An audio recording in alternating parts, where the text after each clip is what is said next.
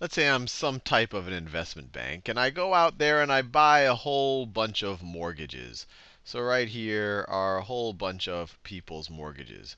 And when I say buy a mortgage, it means that the homeowners who borrowed the money, instead of the money going to the mortgage broker who the homeowner thinks that they got the loan from, or from the servicer who they think they're paying the check to, since I now have bought these mortgages, I've essentially become the lender to the homeowner, and so the homeowner's mortgage payments will now come to me, the investment bank. It will now come to me, the investment bank. So I do this for a bunch of homeowners right over there.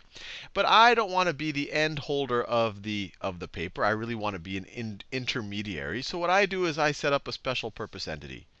I set up a special purpose entity, which is really just a corporation that I set up. And I stick all of the mortgages inside of that special purpose entity. So I stick them all inside of that. So now the special purpose entity is the owner of the mortgages, and the investment bank, at least starting off, would own all of the shares of the special purpose entity. And so the investment bank could then sell shares. It could split the special purpose entity into a million or 10 million shares, and then sell those shares to investors. It would sell those shares to investors.